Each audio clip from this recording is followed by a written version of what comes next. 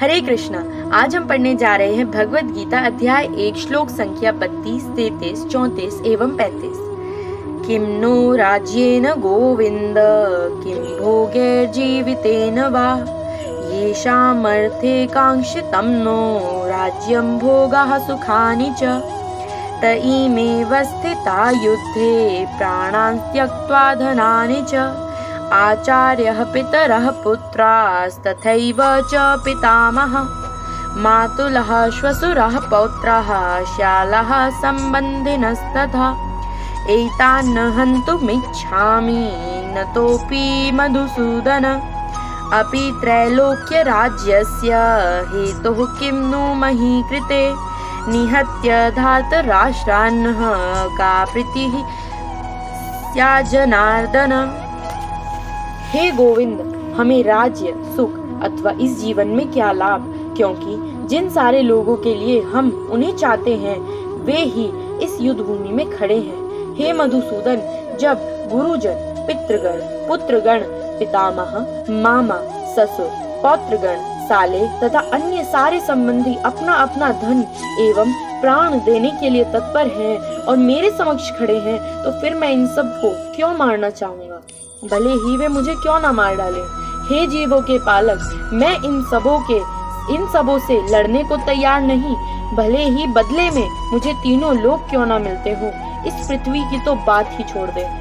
भला धृतराष्ट्र के पुत्रों को मारकर हमें कौन सी प्रसन्नता मिलेगी। तात्पर्य: अर्जुन ने भगवान कृष्ण को गोविंद कहकर संबोधित किया क्योंकि वे गोवों तथा इंद्रियों की समस्त प्रसन्नता के विषय हैं। इस विशिष्ट शब्द का प्रयोग करके अर्जुन संकेत करता है कि कृष्ण यह समझें कि अर्जुन की इंद्रियां कैसे तृप्त होंगी, किंतु गोविंद हमारी इंद्रियों को तुष्ट करने के लिए नहीं है।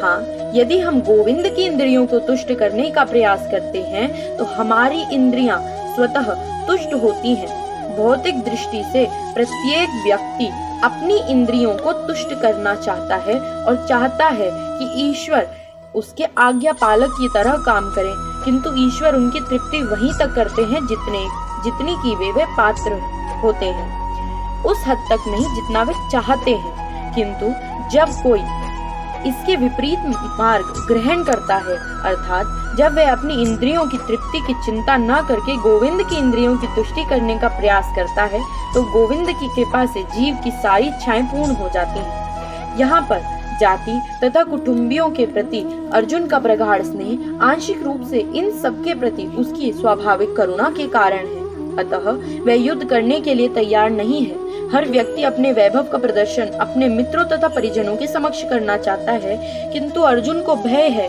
कि उसके सारे मित्र तथा परिजन युद्ध भूमि में मारे जाएंगे और वह विजय के पश्चात उनके साथ अपने वैभव का उपयोग नहीं कर सकेगा।